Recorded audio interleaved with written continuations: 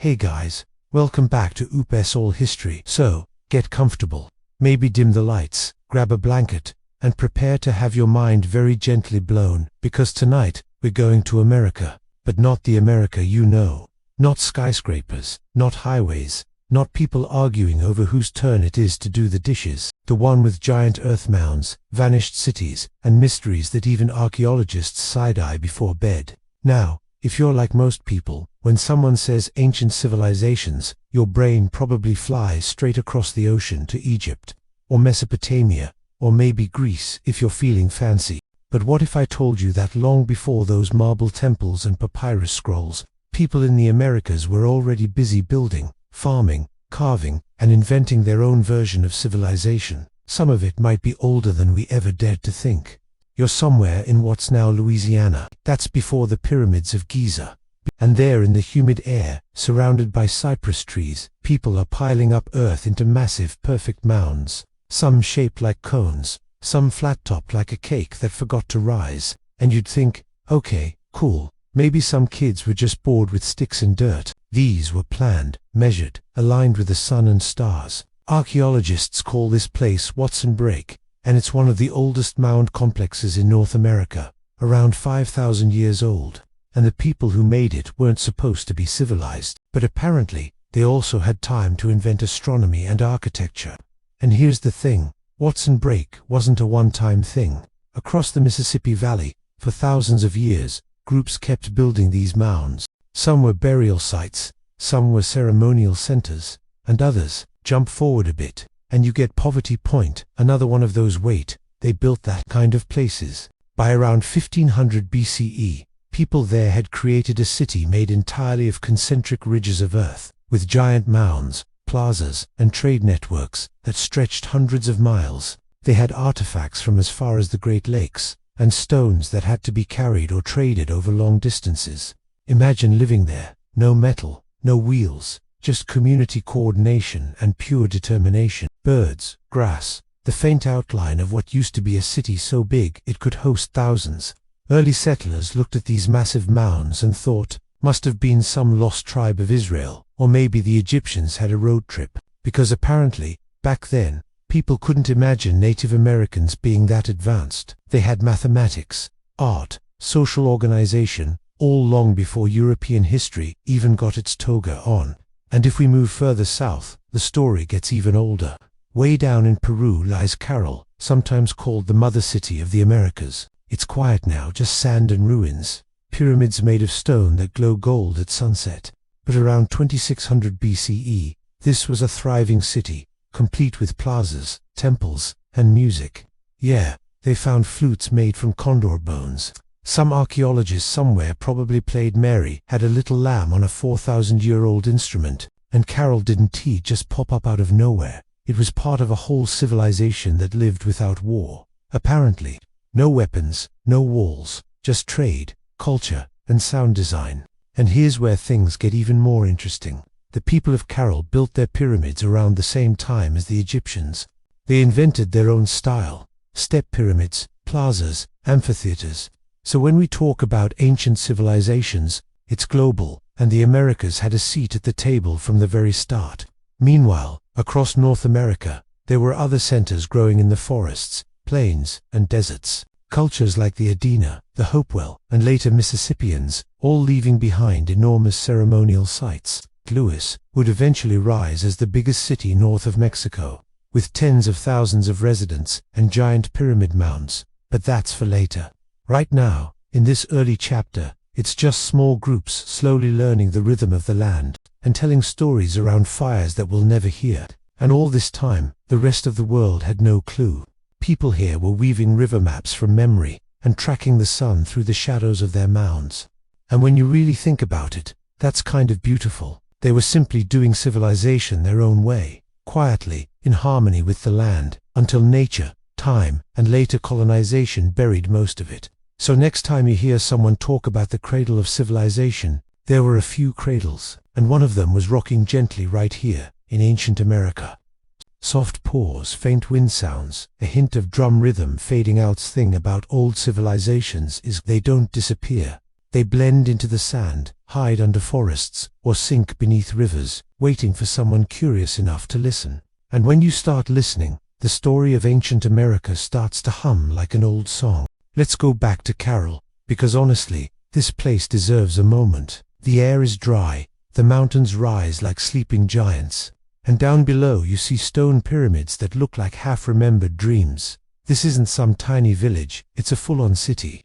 People here farmed cotton, traded dried fish from the coast, and built massive platforms that might have hosted music festivals or religious ceremonies. But what we do know is that Caral thrived when most of the world still didn't have writing systems. They didn't leave behind books or statues of kings. You wake up to the sound of desert wind and flutes made from pelican bones. The city buzzes quietly, traders unpacking fish, farmers tying cotton bundles, and families weaving reed mats that will outlast generations. Caral seems to have been built on cooperation, not conquest. Now, archaeologists found something in Caral that raised eyebrows: a quipu, those knotted cords later used by the Inca for record keeping. Because it suggests that the people of Caral might have invented this system thousands of years earlier than we thought. No alphabets, no papyrus, just ropes with meaning. Further along the Peruvian coast, ruins like Aspero and Banduria show that cities were popping up like stars, connected by trade, sharing ideas. Each one built differently, but echoing the same architectural heartbeat: pyramids, plazas, and a love for symmetry. You could almost imagine caravans of people walking between them, carrying dried fish, cotton, and stories. And maybe, just maybe, the idea of civilization itself was being quietly born here. Meanwhile, far to the north, the forests of what's now the United States were alive with their own rhythm. Rivers snaked through the land like silver veins, and people followed them, fishing, farming, and eventually, building. There were groups who made mound villages in the shape of animals: serpents, birds, even bears. The most famous one, Serpent Mound in Ohio, winds across the hilltops like a 1,300-foot-long snake. Somehow, these people tracked the sun, moon, and stars so precisely that modern astronomers still scratch their heads, and that's when you start to realize something. They were connected through trade, stories, maybe even shared ceremonies. Archaeologists have found shells from the Gulf Coast up near the Great Lakes, obsidian from the Rockies down in the plains, and copper ornaments that traveled hundreds of miles. You know what's kind of beautiful about that? Just networks of trust, people exchanging goods and ideas across thousands of miles. No emails, no taxes. They managed to build balance out of cooperation, not control. Down in Mesoamerica, near the Gulf Coast, another civilization rises from the jungle mist, the Olmecs. These are the people who carved enormous stone heads, some weighing over 20 tons, and we still don't know how they moved them. They had cities, writing symbols, and even a sacred ball game that would later spread across the Americas. But what's wild is that the Olmecs weren't isolated geniuses. And when you connect the dots, it paints a picture of a continent where innovation flowed like a river. There's a myth, for instance, that speaks of a time when the world was created not once, but many times. And that idea of cycles, of endless creation, appears in cultures separated by thousands of miles. From the mound builders to the Olmecs, to the Andean valleys. It's as if they all shared a quiet understanding that time wasn't a straight line, but a circle. Caral's pyramids, the Mississippi mounds, the Olmec temples, they were reminders of cycles of the earth, the seasons, the stars.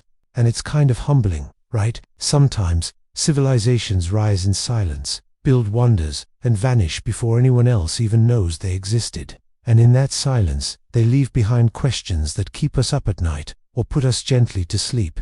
So, as we lie here, imagining these early cities, sometimes, all it needed was people, working together, and a shared dream that tomorrow might be just a little better. And when you think about those ancient cycles, it's kind of poetic how each civilization seems to rise like a tide, linger for a while, then quietly fade back into the soil that made it. The Olmecs were no different. They built their cities on the coast, near rivers that curved like silver threads through the jungle. Massive stone heads stared out into eternity, faces carved with such precision that even modern sculptors pause and blink. Who were they? Rulers? Gods? Ancient athletes with jawlines that could cut granite? Nobody really knows. Their main city, San Lorenzo, was already buzzing by 1200 BCE. Imagine that, while people in Europe were just getting cozy with iron tools, the Olmecs were carving entire civilizations out of stone and belief. Their temples were aligned with celestial patterns, and their art, oh man, their art was full of symbols that seem half human, half jaguar. Some say it represented transformation, others say it was just their version of a superhero. Either way, the Olmecs left a legacy that would echo for centuries. Their world was alive with ritual, rubber balls bouncing on packed clay courts, incense smoke curling toward the sky, priests chanting while the stars watched. They believed the earth was alive, a breathing being, and every action planting crops, building mounds, even playing their sacred ball game was part of keeping the universe balanced. If they stopped, maybe the sun would too. And then, suddenly, around 400 BCE, they were gone. Not destroyed, not conquered, just gone. The jungles swallowed their cities, the rivers shifted course, and time moved on. But their ideas didn't die. The Maya, the Zapotecs, the Teotihuacanos, all the great civilizations of Mesoamerica, picked up their torch. In a way, the Olmecs never really vanished. They just became the whispers behind every later empire. Up north, around the same time, other worlds were forming too. People in the desert southwest, the ancestors of the Anasazi, the Hohokam, and the Mogollon, were learning how to farm in the hardest places imaginable. No lush jungle, no wide rivers, just red dust, cacti, and a lot of sun. But they adapted. They built irrigation canals that ran for miles, turning desert into farmland. They crafted pottery so perfect that even now, museums light them like jewelry. Their villages grew into stone cities, cliff dwellings tucked into canyons, like birds' nests in the rock. Mesa Verde, Choco Canyon, and hundreds of others, places that looked like they were designed by architects who also happened to be poets. Choco especially was something else. Massive circular great houses, hundreds of rooms, some aligned with lunar cycles. They traded turquoise across the continent. They tracked the moon with an accuracy modern scientists had to, and they did all of it without wheels, metal, or beasts of burden. Just human cooperation and patience. And that seems to be the secret ingredient of the ancient Americas. Patience. Nothing rushed, nothing forced. These societies grew with the seasons, listening to the land. Their cities didn't rise overnight. They were layered slowly, generation by generation. Each mound, each wall, each path, a soft echo of those who came before. And while all of this was happening, something fascinating was unfolding even further south. The Andes, high, cold, and breathtaking, were becoming another cradle of civilization. In those jagged mountains, people learned to farm at impossible altitudes. They domesticated llamas, built terraces that clung to cliffs, and created cultures that treated the mountains like sacred beings. In these valleys, centuries after Caral, new centers rose. Chabin, Paracas, Nazca, Chavindohuanta, for instance, was like the Andean version of an ancient temple hub. People from hundreds of miles around came here to worship, trade, and probably gossip about which god was currently trending. They carved strange animal-headed figures into stone, built labyrinthine temples where sound echoed like thunder, and used hallucinogenic rituals to communicate with their deities. They weren't just building cities, they were sculpting experiences. And that idea, that civilization was as much about spirit as it was about structure, runs deep in the ancient Americas. They didn't just build for power, they built for connection, between sky and earth, between people and gods. And that makes their ruins feel strangely alive, like they're still humming with meaning, if you just listen close enough. Down the coast, the Nazca would later draw lines across the desert, giant geoglyphs shaped like birds, spiders, and monkeys, so big you can only see them properly from the sky. How, why, we don't know. But you can't help but imagine someone standing on a ridge, looking out at miles of sand, saying, "Yeah, I think we should draw a 900-foot hummingbird here," and everyone else just nodded. That kind of collective imagination is its own kind of genius. And while the Nazca were scratching their art into the desert, far to the north, the mound builders of the Mississippi Valley were starting their golden age. Places like Cahokia were rising massive cities with tens of thousands of people, wooden temples, plazas that could fit crowds like modern stadiums. Monk's Mound, the centerpiece, stood over 100 feet tall. From the top, you could see the whole world, or at least, your world. The river, the forests, the smoke from other villages curling up into the sky. Imagine standing there at sunset, drums echoing, the air thick with sound and belief. That was civilization. Maybe not one we find in textbooks often, but one that thrived for centuries before Europe even knew it existed. And if you look at the timeline, it's humbling. While Rome was building its empire, Cahokia was building its temples. When the Great Wall of China was stretching across Asia, the Nazca were drawing their lines in the desert. Human brilliance was never confined to one corner of the world. It was everywhere, unfolding like dawn. These civilizations didn't just exist, they interacted. Trade goods moved thousands of miles. Obsidian from Mexico ends up in the southwest. Shells from the Gulf Coast turn up in Ohio. Feathers, copper, turquoise, like a silent web, connecting people who may never have met, but somehow understood they were part of something bigger. And even though many of these places eventually fell silent, they didn't truly vanish. The people remained. Their descendants carried the stories, the songs, the techniques. They adapted when climates changed, when rivers shifted, when outsiders arrived. And through all that, they held on to the heartbeat of the land, that quiet rhythm of cycles, cooperation, and respect. It's funny how modern history books used to treat the Americas like a blank page before 1492, like nobody had done anything interesting until ships showed up. But the truth is, the page was already full. Stories written in earth and stone, in maize fields and constellations. We just didn't know how to read them yet. And now, little by little, archaeology is catching up. New LiDAR scans show vast networks of hidden cities under jungles in Guatemala. Hundreds of square miles of roads, plazas, temples, whole civilizations we had no idea existed. Each discovery whispers the same message. We underestimated the past. So maybe ancient America wasn't a wilderness waiting to be discovered. Maybe it was already a masterpiece, one we're only now learning to see. The night deepens, the sound of the jungle fades, and somewhere, under the soil, those cities still breathe. Not gone, not forgotten, just resting. Soft flute tones rise again, echoing through the dark, the sound of an ancient world dreaming. The sound of that ancient flute fades, but the story doesn't. If you could walk quietly through the forests of the Mississippi Valley 1,000 years ago, you'd start to hear another rhythm. Drums, laughter, the rustle of thousands of people moving through a city that most of the world has forgotten. The place was called Cahokia, and it was alive. Imagine it. It's the year 1100. Europe is deep in the Middle Ages, castles and crusades, and all that noisy business. But here, on the floodplains near the Mississippi River, stands a city larger than London. No stone walls, no knights, just wood, clay, and earth. But the energy, electric. Thousands of homes built neatly along wooden streets, temples and plazas filled with people trading, feasting, celebrating. Farmers bringing maize and squash from the fields, potters shaping clay, children chasing each other between the mounds. The air thick with wood smoke and the smell of roasting corn.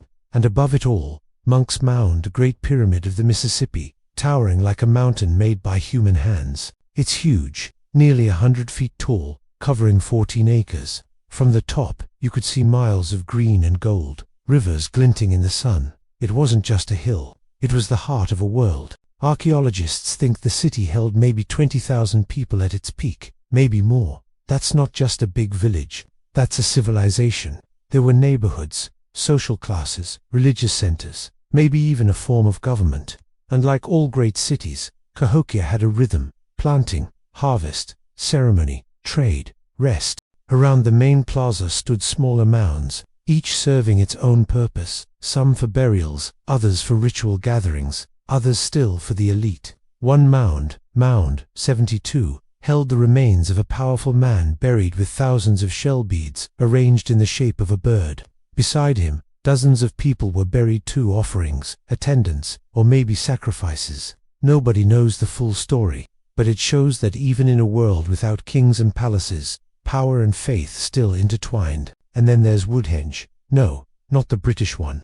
Cahokia had its own version, a circle of giant wooden posts aligned with the sun's movements. At dawn on the solstice, the light would pierce perfectly through the center, marking the turning of the seasons. People would gather to watch, to celebrate the cycles that ruled their lives. It was part calendar, part ceremony, part cosmic performance. What's striking is how connected this city was.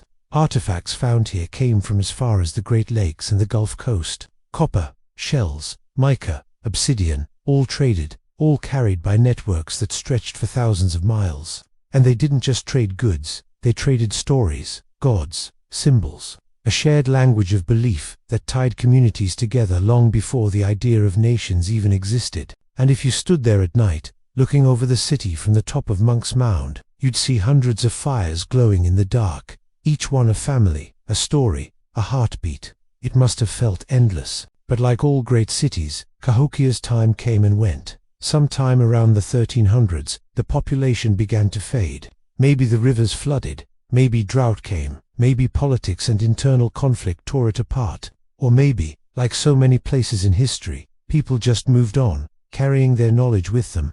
By the time European explorers arrived centuries later, the city was gone, swallowed by forest and grass, leaving only quiet earth where thousands once lived. But the legacy of Cahokia didn't vanish. The descendants of those people carried the memory in stories and songs. Echoes of their architecture, their beliefs, their respect for cycles and balance can still be found in the traditions of many indigenous nations today. And here's the wild part. For centuries, European settlers refused to believe that Native Americans could have built something like Cahokia. The mounds were too big, too organized, too civilized, so they made up stories. They said maybe it was the lost tribes of Israel, or ancient Europeans who'd wandered off. Anything but the truth staring them in the face. Because sometimes, the hardest thing for history to do is give credit where it's due. But when you walk through Cahokia now, quiet, wind brushing through the grass, you can feel that it was real. The geometry, the precision, the sheer ambition of it all. These weren't primitive people. They were astronomers, architects, and philosophers who understood the land better than anyone else ever would. And Cahokia wasn't alone. Up and down the Mississippi, similar mound cities dotted the landscape. Etowah in Georgia, Moundville in Alabama, Spiro in Oklahoma. Each had its own character, its own rhythm, its own gods.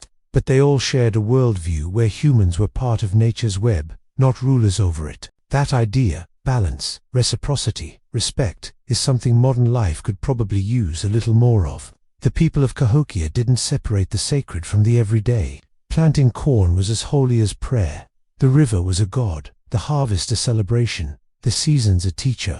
Sometimes, when archaeologists dig through these sites, they find things that feel almost personal, little clay figurines, carved shell pendants, fragments of pottery with fingerprints still pressed into the clay, small human touches that survived 1,000 years. It's hard not to feel something. And then there's the question nobody can fully answer. Where did the idea of mound building start? We've seen it appear across the continent, from the ancient builders at Watson Brake to the Mississippians here. Maybe it's not a single culture, but a shared memory, passed down over millennia, like an echo carried by the earth itself. Each mound, after all, is both a structure and a story, built layer by layer, year by year. Births, deaths, harvests, ceremonies, all packed into the soil like pages of a book we're only just learning to read. And maybe that's the magic of ancient America, the way it tells its stories quietly. No grand inscriptions, no marble monuments shouting names into eternity, just earth and stone and silence. And somehow, that feels even more powerful. If you sit there long enough, maybe you can still imagine the sound of drums echoing over the river, the hum of thousands of lives intertwined, and maybe, in some small way, those mounds still keep time for us, markers of the human heartbeat that's been here all along. So as the wind moves through the grass of Monk's Mound, think about that. A city that rose and fell 1,000 years ago, now just whispers on the wind, reminding us that the world was ancient and wise long before anyone started writing it down. And as we drift from that great city, we'll head south again to jungles where other builders were carving temples that touched the sky, writing calendars that predicted the movements of planets, and building cities so vast they seemed like dreams. The story of ancient America isn't one of silence. It's a chorus, and the next voices come from the Maya. Soft transition sound, jungle birds faintly calling, a slow drumbeat like a heartbeat through leaves. The jungle opens slowly, like a curtain of green. The air is thick, warm, and humming with life. Cicadas, birds, maybe the soft rustle of something ancient moving under the trees. And there, rising from the mist, are stone temples that look like mountains carved by human hands. This is the world of the Maya, one of the most sophisticated, creative, and quietly poetic civilizations the world has ever seen. It's hard to imagine now, with trees swallowing the ruins. But 1,000 years ago these jungles were alive with voices. Cities stretched for miles, stone causeways connecting palaces, pyramids, ball courts, observatories. Places like Tikal, Palenque, Copan, and Chichen Itza stood tall, their staircases gleaming in the tropical sun. The Maya didn't just build cities, they built ideas. Their architecture was mathematics turned into art. Their calendars were symphonies of time. They didn't see the universe as a straight line, but as a breathing, rhythmic thing, alive, repeating, always returning to itself. To them, time was a conversation, not a clock. Imagine a Maya priest standing atop a temple before dawn. The jungle is silent except for the wind. He watches the horizon. And then, as the first sliver of sun rises exactly between two towers, he nods, right on time. Another cycle begins. They tracked the stars with an accuracy that still amazes scientists. They could predict eclipses centuries ahead, measure the length of a year within seconds of modern calculations, and align entire cities to celestial events. When the sun hit a temple just right, the stone serpents carved along the staircase would seem to slither down in light and shadow, a trick of geometry and devotion. And all of this, remember, was done without telescopes, metal, or modern tools, just eyes, patience, and an obsession with the sky. The Maya were dreamers who built calendars you could walk through. But beyond the science, there was a heartbeat to their world. Their religion wasn't about distant gods, but about connection between humans, nature, and the cosmos. Every crop planted, every ritual performed, every sacrifice made was part of keeping the balance. To them, the universe wasn't a thing to conquer, but something to cooperate with. And yes, they did sacrifice sometimes animals, sometimes humans. But even that came from a belief that life had to feed life. It wasn't cruelty, it was necessity, a cosmic trade. They believed the gods had bled to create the world, so offering blood was like saying thank you. Grim, maybe, but also deeply symbolic. Their cities pulsed with ceremony. Imagine walking through Tikal at its height. Towering pyramids wrapped in banners of bright colors. Priests in jaguar pelts chanting in smoky courtyards. The smell of incense and roasted cacao. Merchants arriving from distant cities with jade, feathers, and obsidian blades that gleamed like night. And somewhere, children laughing, playing the ancient ball game where a rubber ball bounced between stone rings, half sport, half ritual, a reminder of the eternal dance between life and death. The Maya loved stories. Their gods weren't perfect beings but dramatic, flawed characters. They had tricksters, heroes, gods who lost their heads and came back again. The Popol Vuh, their sacred book, tells of twin brothers who play ball with the lords of the underworld, die, get reborn as maize, and eventually become the sun and the moon. If that's not mythology with style, I don't know what is. But the most fascinating thing about the Maya wasn't just their grandeur, it was their persistence. For more than 2,000 years, their civilization thrived, evolved, and adapted. Cities rose and fell, dynasties shifted, droughts came and went, but the Maya world kept breathing.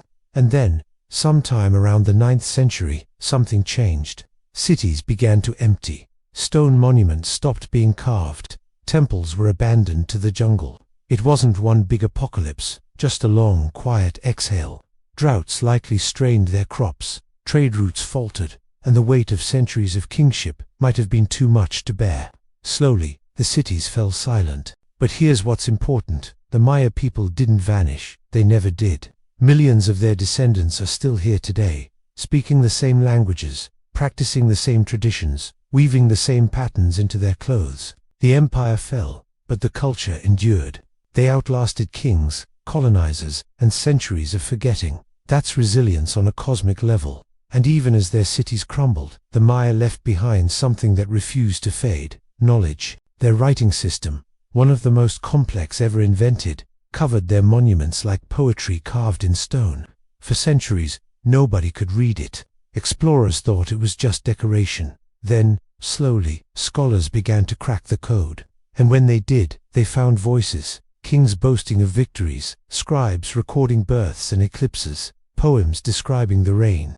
It wasn't just a dead language, It was life, frozen mid-sentence, waiting to be heard again. And maybe that's what all ruins are, stories paused, not ended. Somewhere deep in the jungle, a stone stele still stands, tilted, half covered in vines. It marks a date, a ceremony for a god, a dedication for a king. The calendar it's written in counts time not from a single year, but from the creation of the world, 3114 BCE, to be exact, in Maya reckoning. To them, history wasn't about remembering the past. It was about maintaining the rhythm of the universe. And if you think that's overly mystical, remember, their calendar predicted celestial cycles that we only confirmed with modern math. Maybe they were onto something.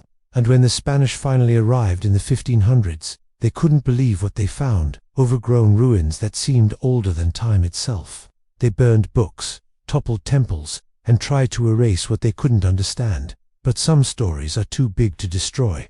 The stones still speak. And beyond the Maya, other cultures were building too. The Zapotecs in Oaxaca, the Mixtecs, the Tarascans, each had their own art, their own writing, their own way of seeing the world. Together, they made Mesoamerica a mosaic of civilizations, all layered over thousands of years. And yet, they weren't isolated from the rest of the continent. Trade routes stretched north to the Pueblos and south into the Andes. Maize, obsidian, feathers, and ideas moved across mountains and deserts. It's easy to imagine some ancient traveler, walking dusty roads, carrying stories from one world to another. And maybe that's what makes the story of ancient America so mesmerizing. It's not one civilization, but a chorus. 1,000 voices rising and falling across time, each one building on the other. So as we leave the Maya for now, picture their temples glowing under moonlight, the jungle whispering through their stones.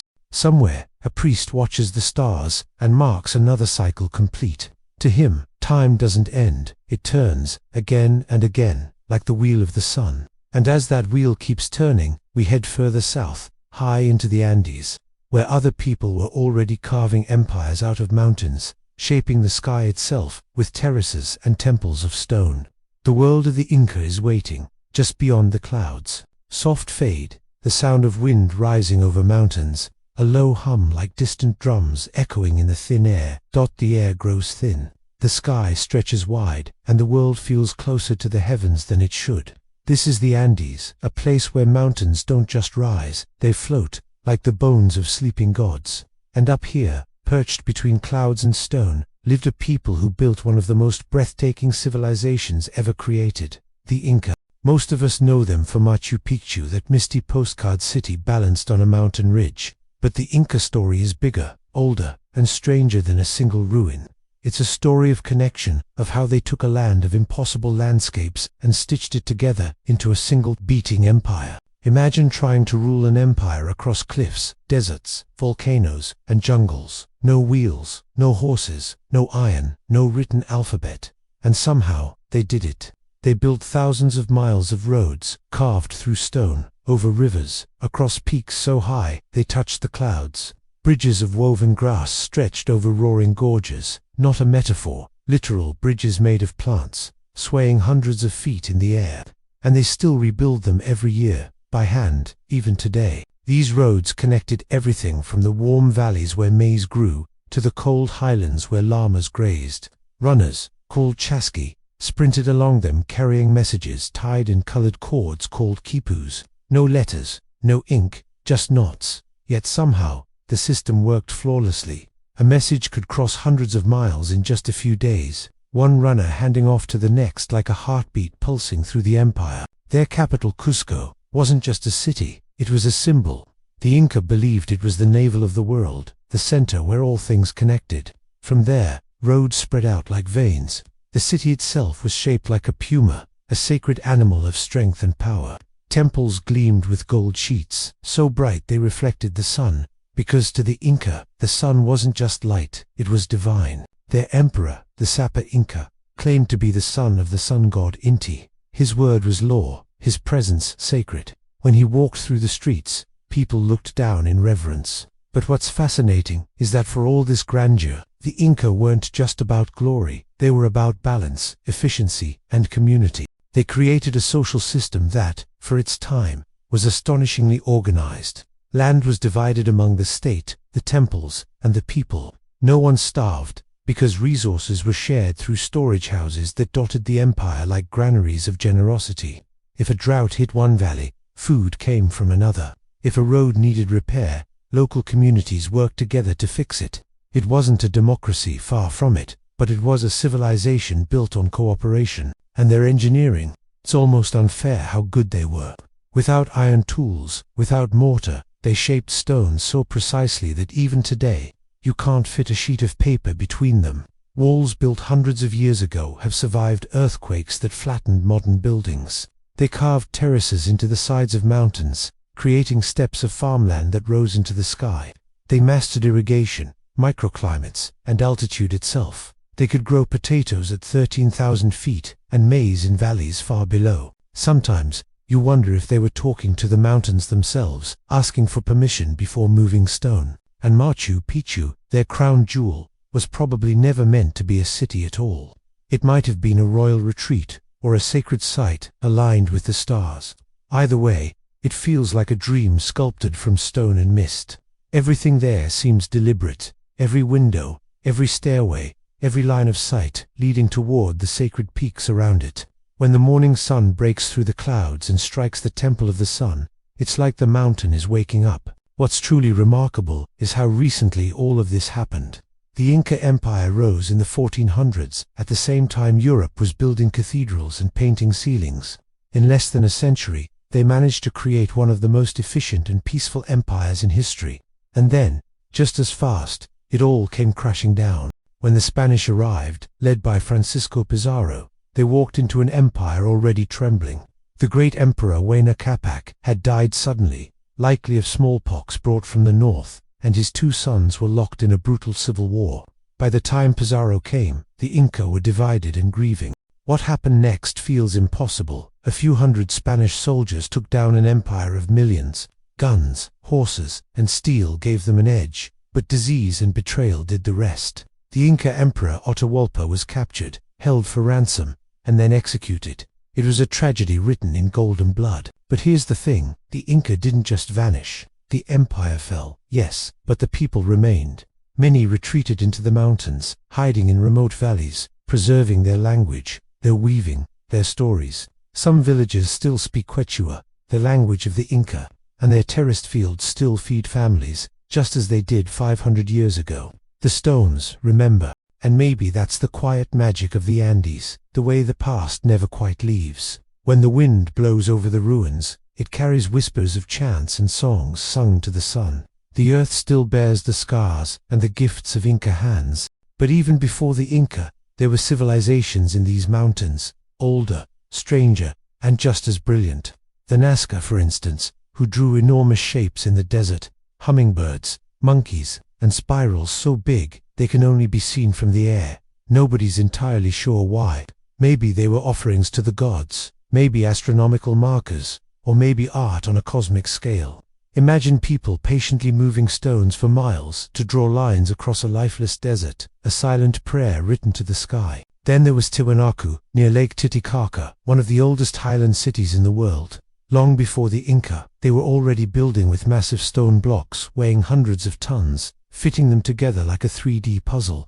Archaeologists still debate how they moved them. Legends say giants helped, or that the stones were softened with special plants. Maybe it's myth, maybe not. But when you stand there, in the cold wind of the Altiplano, looking at those ruins, you feel something ancient, something that doesn't care whether you understand it or not. And down the coast, the Mocha and Chimu cultures were crafting metalwork so delicate it shimmers like light itself. They built pyramids from mud brick, painted with murals of gods and warriors, long before the Inca rose. Their tombs, when uncovered, revealed golden masks, jewelry, and pottery that told stories of sacrifice, sea creatures, and power. They lived by the rhythm of the ocean, trading, fishing, building, worshipping. By the time the Inca arrived, they weren't inventing civilization, they were inheriting it. The mountains were already full of ghosts and lessons. The Inca just learned to weave them together. And when you look at it like that, the story of ancient America starts to feel less like a series of disconnected cultures, and more like one long, unfolding dream. From the Mocha to the Nazca, to Tiwanaku and the Inca, each one building on the bones of the last, learning, adapting, carrying ideas like sacred fire from one age to another. So tonight, as we rest among their stones, picture the Inca roads winding endlessly through valleys and peaks, connecting worlds. Picture the sunlight bouncing off gold temples, llamas walking in the mist, and voices echoing from the mountains. The world was older here than we think, and it's still alive, breathing under our feet. The mountains fade behind us. The air thickens with the smell of rivers and soil. We move north, where the land rolls wide and quiet, endless forests, grasslands, and rivers so vast they seem like moving mirrors of the sky. Before cities, before steel, before the idea of America as we know it, this land was already old, and it was full of people. For a long time, Western history liked to pretend North America was empty before Europe arrived, just scattered tribes, nomadic hunters wandering wilderness. But that's not true, not even close. There were cities here, big ones, with temples, plazas, trade, art, and ceremony. Civilizations that rose, thrived, and faded long before the first European ever set foot on the continent. Imagine a morning 1,000 years ago. The mist is lifting off a river, the Mississippi, and in the distance, you see mounds rising from the ground like green hills, perfectly shaped. On top of them, wooden temples gleam in the sunlight. Smoke curls from homes arranged in neat circles. People walk along packed earth streets, carrying baskets of maize, pottery, copper jewelry. This is Cahokia, the great city of the mound builders. It's around the year 1050, and Cahokia is alive. Its population might have reached 20,000 or more, as big as London at the same time. It sits near what's now Street Louis, at the confluence of rivers that connect the continent like arteries. Traders come from far away from the Great Lakes, from the Gulf Coast, from the plains. They bring shells, obsidian, mica, copper. Everything glows with the hum of movement, of exchange. The center of the city is Monk's Mound, a colossal earth pyramid, larger at its base than the Great Pyramid of Giza, built not of stone, but of sheer will. Layer upon layer of packed earth, carried by hand, basket by basket, over generations. On top stood a temple, or maybe a palace, overlooking the city and the distant horizon. Below, plazas stretched wide, places for ceremonies, feasts, games. The people who built this weren't random wanderers. They were planners, astronomers, and artists. The city was carefully laid out along cardinal directions. At its edge stood Woodhenge, a circle of tall wooden posts aligned with the solstices and equinoxes. At dawn on certain days, the sun would rise exactly between two posts, marking the turn of seasons, the rhythm of the cosmos. And here's what's beautiful. While they built monuments of earth, they lived close to it. Their homes were simple, made from wood and thatch. Their fields spread around the city, growing maize, squash, beans, the three sisters that sustained whole cultures. They fished the rivers, hunted deer and bison, gathered berries and nuts. The land wasn't a backdrop, it was a partner. Their art was full of symbols, birds, serpents, handprints, eyes. Some scholars think their religion revolved around a sky world, an earth world, and an underworld, all connected through the axis of a sacred mountain or tree. When you look at their carvings, you see people turning into animals, spirits emerging from fire, everything alive, everything in conversation. And like so many civilizations, Cahokia rose quickly, and then faded. By the 1300s, it was nearly abandoned. No one knows exactly why. Maybe floods, maybe overfarming, maybe internal conflict. Maybe the people just moved on, carrying their traditions elsewhere. The mounds remained, grass-covered and silent, like the hum of a song that never quite ended. But Cahokia wasn't alone. Across the continent, mound-building cultures had been shaping the land for thousands of years. Long before Cahokia, in what's now Ohio, the Hopewell people built massive earthworks, circles, squares, spirals, and animal shapes that stretch for miles. Some were burial mounds, others ceremonial centers. From the air, they looked like messages, geometry carved into the living skin of the earth. And then there were the Adinas, even older, laying the foundation for what came after. The Serpent Mound in Ohio still coils through the grass, a giant snake made of earth, its open mouth swallowing the rising sun on the summer solstice. Imagine building something that only makes full sense when seen from the sky, long before planes, long before drones. They were mapping meaning on a cosmic scale. These people weren't isolated either. Trade routes connected the Great Lakes to the Gulf of Mexico. Copper from Michigan, shells from Florida, obsidian from the west, all moved along rivers and paths, carried by hands that believed in exchange, ceremony, and story. It wasn't one culture. It was a network, flexible, spiritual, alive. The Mississippian cultures that followed kept that tradition alive. From the southeast to the plains, towns and ceremonial centers rose: Etowah, Moundfield, Spiro. At Spiro, archaeologists found chambers filled with treasures, carved shells, copper plates, feather capes, effigies of birds and humans. Each piece felt like a whisper from another world, and the imagery wasn't random. It told of their cosmology, the upper world of sky spirits, the middle world of humans, and the lower world of water and ancestors. These weren't abstract ideas, they were woven into daily life. Every mound, every ritual, every dance was part of keeping the world in balance. The people who lived here didn't call themselves mound builders. That's a label outsiders gave them much later. To them, the mounds were part of the landscape's body, sacred places where life, death, and the divine touched. And the more you learn about them, the harder it becomes to believe they were ever forgotten. Because even after Cahokia fell, its influence lingered in stories, in symbols, in trade patterns. When the Spanish and French explorers arrived centuries later, they met societies that still carried echoes of that world. The Natchez, the Creek, the Choctaw, the Osage, the memory of the mounds, the great gatherings, the dances. It all survived, reshaped but not erased. And just like the Maya or the Inca, these civilizations remind us of something simple and profound. Complexity doesn't need stone to last. It can live in soil, in rivers, in stories.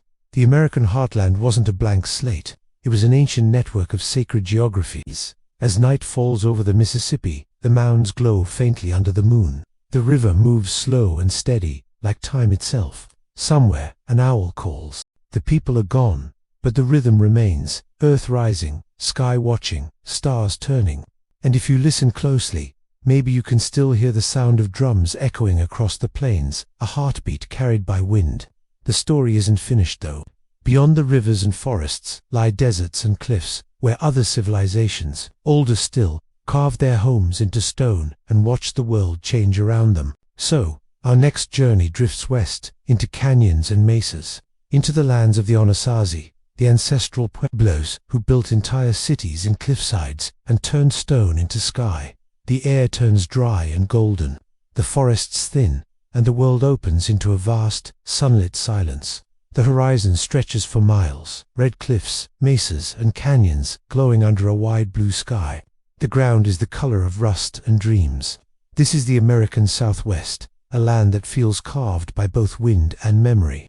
And here, in this seemingly empty desert, another civilization once thrived, one that lived inside the cliffs themselves. If you stood here 1,000 years ago, you'd hear the sound of stone being shaped, ladders scraping rock, voices echoing between canyon walls. Entire cities were being built, not upward, but inward, tucked beneath cliffs and ledges, protected from the blazing sun and sudden rains. These were the homes of the ancestral Puebloans, also known as the Anasazi, though that second name, given later by the Navajo, means ancient enemies, and the descendants of these builders prefer ancestral Pueblo. Whatever name you use, their world was astonishing. Places like Mesa Verde, Chaco Canyon, and Bandelier still hold their bones, towers, dwellings, and ceremonial chambers built of sandstone blocks, fitted together with such care that they've stood for centuries. Picture it, you're walking through a canyon in what is now Colorado or New Mexico. The air smells of sage and dust. Then, as you round a bend, you see it, a city tucked beneath a massive cliff, dozens of rooms stacked like honeycomb. Little windows catch the sunlight, ladders lean against walls, and at the center, a circular space opens into the ground, a kiva, where ceremonies took place. The ancestral Puebloans were masters of space and survival. The desert wasn't kind, rainfall was scarce, summers burned, winters froze. Yet they found balance. They learned to read the land like a book. They built reservoirs and irrigation systems to capture every drop of water. They farmed corn, beans, and squash in small terraces and dry fields, coaxing life out of stone. Their architecture wasn't random, it was geometry with purpose. Chaco Canyon, their cultural heart, was aligned with the sun and stars. Great houses like Pueblo Bonito were built in massive semicircles, their walls perfectly aligned with the stasis. When the sun rose or set on certain days, light would pierce narrow windows and illuminate inner rooms. Ancient solar clocks made of stone and shadow. And the scale, it's hard to believe. Some buildings had hundreds of rooms, multi-story walls, and massive timber beams carried from forests miles away. Without wheels or beasts of burden, they transported tons of wood across deserts just to build. It wasn't just practical, it was sacred. The act of building connected them to the land, to their ancestors, to the sky. They didn't leave written words, but their art tells stories. Petroglyphs carved into canyon walls show spirals, animals, human figures dancing with the sun. Those spirals aren't random. Some mark the sun's path, others map time itself. One famous carving at Fajada Butte marks the summer solstice with a beam of light that slices through a spiral exactly at noon. Imagine the patience that takes generations watching the sun, carving slowly, adjusting. That's devotion turned into architecture. Life in these communities was complex. Families lived in clusters, sharing food, water, and work. Kivas, those circular underground rooms, were the heart of spiritual life. They weren't just places of worship, but of storytelling, teaching, and connection. The ladder descending into a kiva was more than just an entrance. It symbolized moving between worlds, from the everyday to the sacred. And that idea, the layered worlds, runs through all their stories. Many Pueblo descendants today tell of the Sipapu, a small hole in the floor of the kiva that represents the place where their ancestors emerged from the underworld into this world. It's a myth about creation, migration, and belonging, but it's also a philosophy that life comes from within the earth and returns to it. Trade linked these canyon cities to the world far beyond. Turquoise from the southwest, shells from the Pacific, macaw feathers from Mexico, all flowed through Choco's plazas. The roads leading out from the canyon stretched straight as arrows for miles, sometimes cutting through cliffs, leading to smaller settlements or sacred sites. It wasn't just trade, it was pilgrimage. People walked these paths not only to exchange goods, but to keep stories alive. And for centuries, it worked. The ancestral Puebloans built, farmed, worshipped, and watched the stars. Their world was stable, if harsh, until it wasn't. Sometime in the 1200s, things began to shift. Droughts became longer, rains unreliable, harvests failed. Communities may have fractured, conflicts may have grown. One by one, the great canyon cities were abandoned. The people didn't vanish, they moved, spreading into new regions, becoming the modern Pueblo peoples. The Hopi, the Zuni, the Taos, the Acoma, and others who still carry their traditions today. To them, the story of migration isn't an ending, it's a continuation. The land changes, so you move with it, you adapt, you carry your songs, your stories, your ways of seeing the world. Even now, many Pueblos still build circular kivas, still mark solstices, still tell of emergence from the earth. What's haunting about the ruins, though, is their silence. The empty windows of Mesa Verde's Cliff Palace look like eyes, calm, watchful, patient. The desert swallowed their footsteps, but not their presence. If you stand there at dusk, when the shadows stretch long, you can almost hear it, the faint echo of life, someone grinding corn, laughter from a doorway, the soft beat of a drum in a kiva below. Archaeologists, of course, debate everything, why they left, how they lived, what their rituals meant.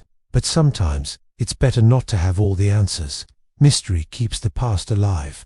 It lets us imagine not just their world, but our own place in it. And their story wasn't isolated either.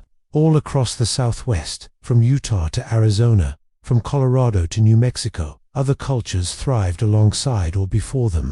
The Hohokam, for example, built irrigation canals across the desert near modern-day Phoenix, hundreds of miles long, feeding crops in a place where rain barely falls. It's said their canal system was so advanced that when modern engineers rebuilt the city's waterworks, they followed the same routes. Then there were the Mogollon, mountain dwellers, who carved their homes into cliffs and painted their pottery with swirling black designs, spirals, animals, gods. Their art feels intimate, like a diary written in clay. And still farther west, the desert held the Anasazis' cousins, the Sinagua, and others, who built stone pueblos near volcanoes and painted walls with bright murals of dancers and spirits. Each of these cultures was distinct, but all shared one thread, a deep, reciprocal relationship with the land. They didn't try to dominate it. They listened to it. When European settlers arrived centuries later, they couldn't believe that primitive peoples had built such architecture. They invented wild theories, lost tribes, vanished races, even aliens. Anything but the truth, that indigenous Americans were scientists, artists, and builders long before Europe's castles rose. But now, slowly, that truth is being restored. Archaeologists, descendants, and storytellers are piecing it back together, with care, with respect, because these weren't lost civilizations. They were ancestors, and they're still here, in every pueblo that still celebrates the solstice, in every pot still shaped by hand, in every story told around a fire under desert stars. Night comes fast in the canyon, shadows climb the walls, the wind hums through stone like a low song. Somewhere, a coyote calls, and the echo carries through centuries. The cliff dwellings fall quiet, and we move again, leaving the desert's whisper behind. But the thread of time doesn't stop. Far to the south, older still, lies a civilization buried under layers of myth and mystery, one that may rewrite how we think of the first cities in the Americas. Long before the Inca, before even the Maya, people were already building pyramids out of desert sand and river clay in a place called Caral, on the coast of Peru. And that's where we'll go next to uncover a civilization so ancient it nearly slips out of memory itself. Soft fade, sound of desert wind blending into ocean waves, the hush of night deepening, footsteps fading toward the coast. The wind shifts again. The dry whisper of the desert softens into the hush of waves. Gulls cry somewhere beyond sight, and the air smells faintly of salt and sun-baked clay. It feels like we've moved not just through space, but through time itself, farther back than the great cliff cities, back even before most of the ancient empires we usually think of. Here, along the coast of Peru, a river snakes lazily through a plain that looks empty at first glance. The landscape is pale gold, dotted with scrub and stones. And then you notice them, low mounds rising from the earth in quiet symmetry. They don't look like much until you realize, these aren't hills, they're pyramids. This is Caral, or rather, what's left of it. To the untrained eye, it's a collection of eroded platforms and staircases, bleached by 5,000 years of sun. But beneath the dust lies one of humanity's oldest known cities, built around 2600 BCE, older than the pyramids of Giza, older than Stonehenge, and far older than anyone thought civilization in the Americas could be. Think about that for a second. While the pharaohs were just beginning to rise along the Nile, and Sumerian priests were inscribing clay tablets in Mesopotamia, the people of Caral were already organizing massive building projects, playing music, trading with distant villagers, and gazing up at the same stars. No one here had metal tools, no armies, no palaces filled with gold, but somehow they built a complex society, using nothing but red baskets, woven ropes, and sheer cooperation. When archaeologists first began studying Caral, they were baffled. The site covers more than 150 acres, with half a dozen large pyramidal structures, sunken circular plazas, and countless smaller buildings. The largest pyramid, the Great Pyramid of Caral, is about the size of 4 football fields, built layer by layer from stones carried up from the nearby river. And get this, they didn't even use ceramics. There's not a single pot or plate of fired clay from the early phases of Caral. This was a civilization that somehow skipped straight to monumental architecture before inventing pottery. So who were they? The people of Caral were part of what we now call the Norte Chico civilization, a network of coastal and inland communities along Peru's desert coast. They thrived on trade between the dry valleys and the rich Pacific. Fish, seaweed, and shells from the coast moved inland, while cotton, fruits, and vegetables flowed the other way. Cotton was a big deal. It was spun into fishing nets, clothing, and cords. In a sense, cotton was their currency, and those cords played another role too. Among the ruins, archaeologists found bundles of quipu, knotted strings used later by the Inca for record keeping. The ones at Caral are far older. Imagine that, a form of data storage 5,000 years ago, long before writing ever reached this continent. Each knot, each twist of color, might have carried information about harvests, trade, or rituals, a kind of woven language. Then there's the music. Among the treasures unearthed at Caral are dozens of flutes made from pelican and condor bones. They still work. When played, their tones are clear and haunting, echoing across the valley as if the past itself were breathing. Picture it, evening at Caral, the air cooling after a long day, fires flickering on the pyramid steps. Somewhere, musicians play bone flutes and drums made of hide. Families gather near the circular plazas. Smoke curls into the stars. Whatever ceremonies they performed here, they were grand. The plazas were designed to hold hundreds of people, with perfect acoustics, voices and music rising together, bouncing off stone walls. Yet there's no sign of warfare, no weapons, no fortifications. It seems Caral wasn't built by conquest, but by collaboration. This is one of the most mysterious things about it, a city so early, so advanced, and yet so peaceful. It suggests that the urge to build didn't always come from kings and soldiers. Sometimes, it came from something quieter, from faith, or community, or maybe just a shared rhythm of living close to the land. The architecture itself hints at ceremony. The pyramids weren't tombs like Egypt's, but platforms, stages for ritual life. Offerings have been found sealed within their walls, baskets of reeds, feathers, shells, and charred remains of food. Perhaps these were gifts to the gods of the river and sea. Perhaps they were thank yous to the earth for another season of life. One building, nicknamed the Temple of the Amphitheater, had a central hearth that burned continuously, fed by priests or caretakers. Even today, when the wind whistles through that space, it carries the faint smell of salt and ash, like a memory that refuses to fade. And beyond Caral itself, dozens of sister settlements lined the valleys, all built with the same layout, the same sense of symmetry and cosmic order. Archaeologists believe the Caral people may have tracked the stars, using the horizon and river as guides for planting and ceremony. So here's a strange thought. While the rest of the world was still scattered with small farming villages, these early Peruvians were already building cities tuned to the cosmos. They were organizing labor, managing resources, creating music, and recording data without war, metal, or even writing. It's humbling, really. We like to think civilization means luxury and conquest, but Caral shows another path, one built on cooperation and ritual harmony. Then, suddenly, it ended. Around 1800 BCE, after nearly a millennium of life, the Norte Chico cities were abandoned.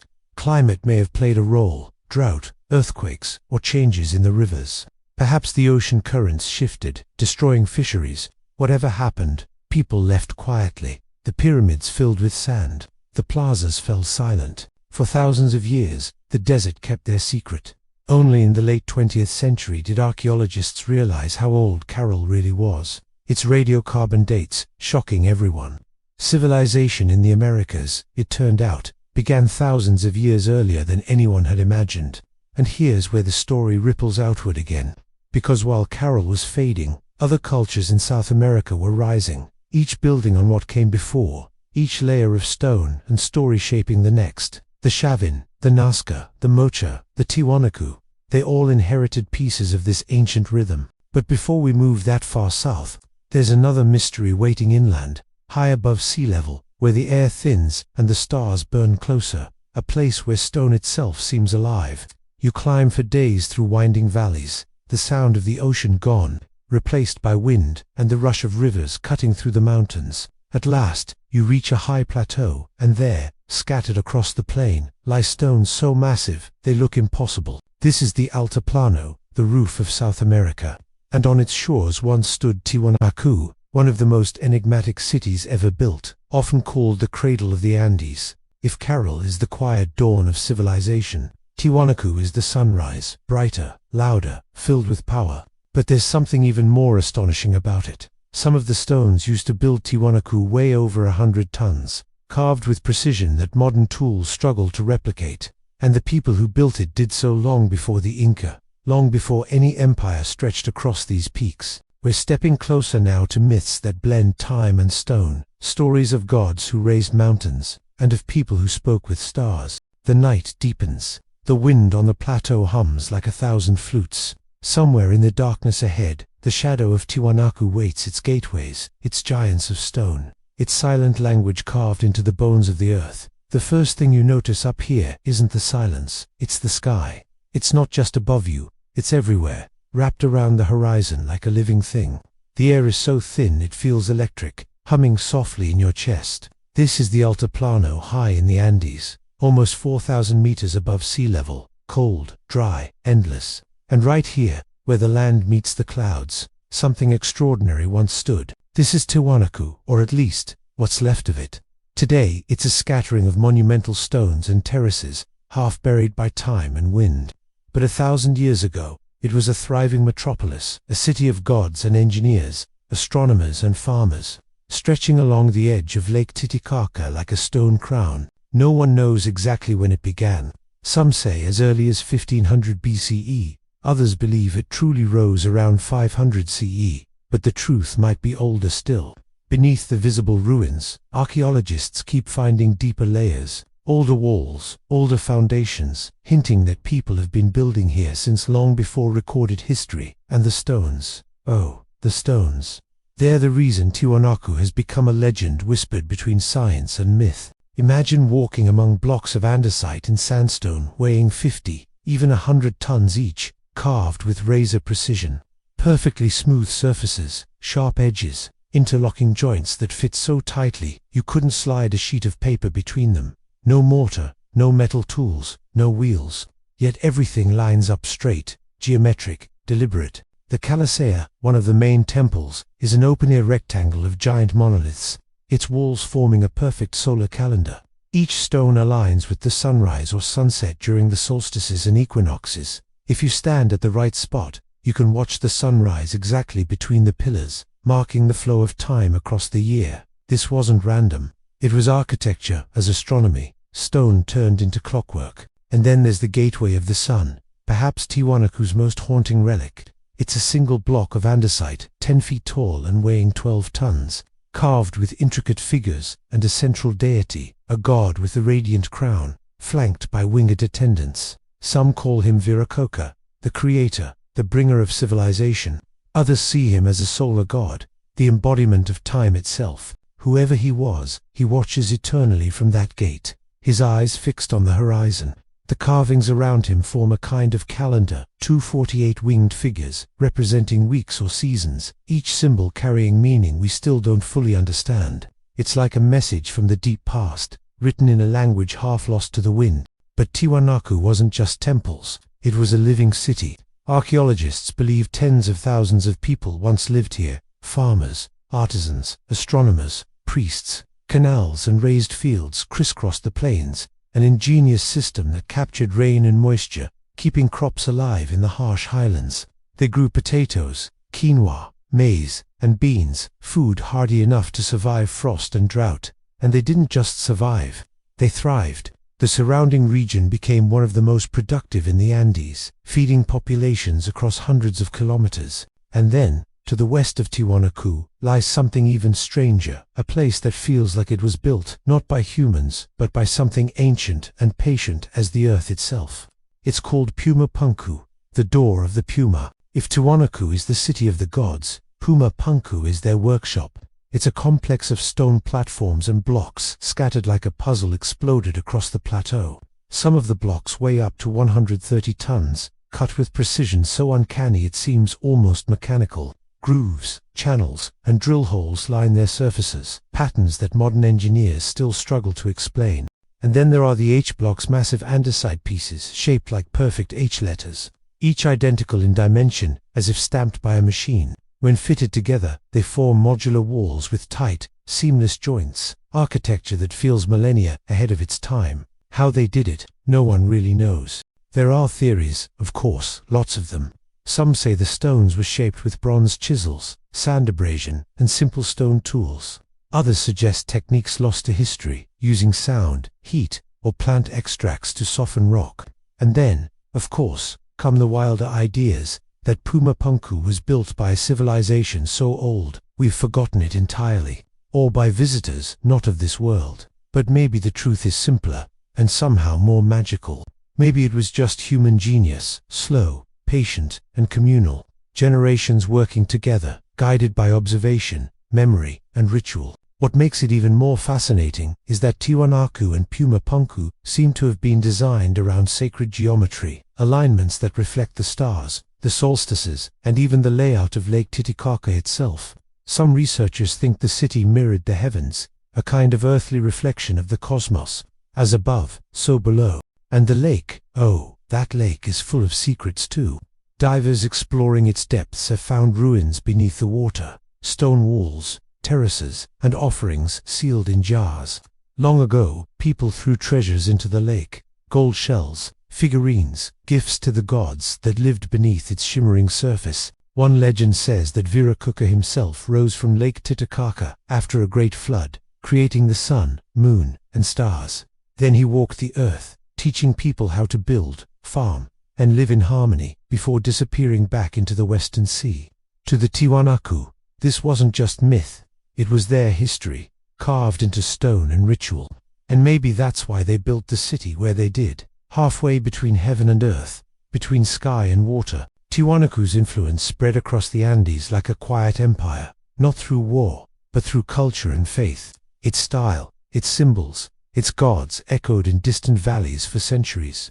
When it finally fell, around the year 1000 CE, it wasn't destroyed by invasion, it simply faded. Climate again may have been the culprit. A long drought struck the region, drying up crops and canals.